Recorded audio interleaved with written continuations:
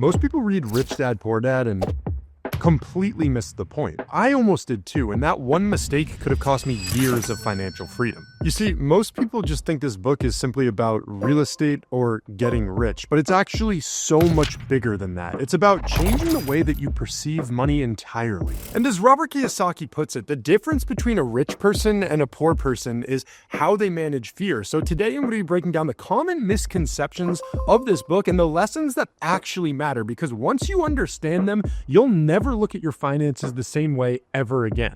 All right, let me guess. When you hear people talking about Rich Dad, Poor Dad, they're probably talking about buying real estate, right? I know, because I thought the same exact thing, but here's the truth. The book really isn't about real estate at all. Sure, real estate is an example that's used in the book, but what the book is really about is understanding assets and how assets can be real estate, yes, but they can also be stocks, businesses, or even intellectual property. Basically, anything that puts money in your pocket while you sleep. And here's the thing, too many people focus on what should I buy? What should I invest in? But the book is about why. Why should you focus on building cash flow instead of working harder for a paycheck? So the key takeaway is that it's not about the vehicle, it's about the principle. Stop focusing on what you think you need to buy and start thinking about how can you create income that works for you. Now, the other thing is, when I first started to read Rich Dad, Poor Dad, I didn't even have enough money to invest in a decent lunch, let alone real estate or stocks. So I figured, hey, this probably doesn't apply to me. And that's where I was completely wrong. You see, the book doesn't just teach you to use money,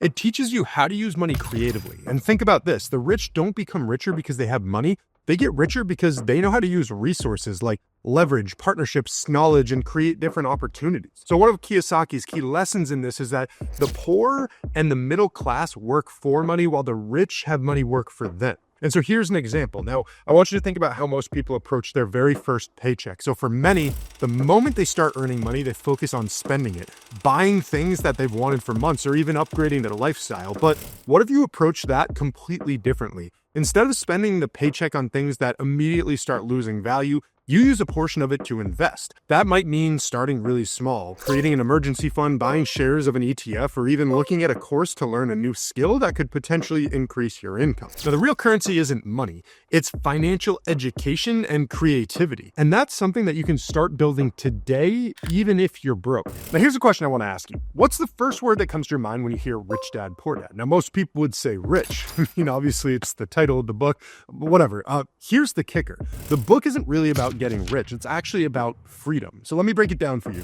There's Poor Dad, and Poor Dad represents most people. Maybe you, it was me at one point, and they believe in security. Get a high-paying job, save in your 401k, and avoid debt at all costs. Now, it sounds safe, right? But it also keeps you trapped in the rat race. Now, Rich Dad, on the other hand, well, he focuses on freedom. He doesn't care about having a high salary. He cares about creating cash flow that covers his expenses, so he never has to trade time for money ever again. And Kiyosaki sums it up perfectly. The single most powerful asset that we all have is our mind. And if it's trained well, it can create an enormous amount of wealth. Now, for me, this is actually the biggest mindset shift that I've had, because I used to think, well, hey, if I just work hard enough, then I'll become rich. But this book taught me that working harder isn't the answer. Working smarter is. So the goal has shifted. It isn't wealth anymore. It's actually just freedom. All right, so listen, I grew up thinking one thing about debt. Well, avoid it at all costs. Debt is extremely bad. It's going to ruin your life. And for a long time, I actually believed that. But then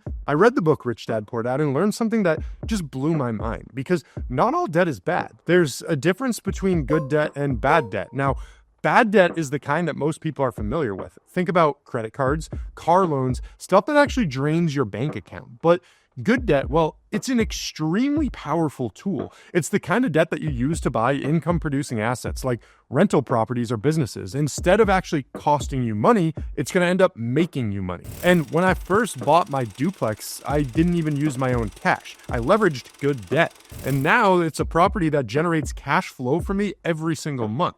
Now, the key takeaway here is that debt isn't the enemy. The real enemy is using debt to buy liabilities instead of buying assets. Okay, now here's where I think the biggest miss of the book is. It's what people completely overlook, and that it has nothing to do with money. You see, Rich Dad, Poor Dad is a book all about mindset, and it's teaching you how to think differently about work, about risk, and about opportunity. And for me, the biggest lesson was learning to stop thinking like an employee, because I grew up believing that you work hard, you get a good paycheck and retire someday. But this book taught me to flip that script. Instead of working for money, I needed to make money work for me. And that's what I think this book does so well. It doesn't just hand you a step-by-step guide to getting rich. It actually teaches you how to think like an investor, like someone who's actually in control of their financial future. So if you ask me what is the biggest takeaway from all this, well, I would say that Rich Dad, Poor Dad, it isn't about getting rich.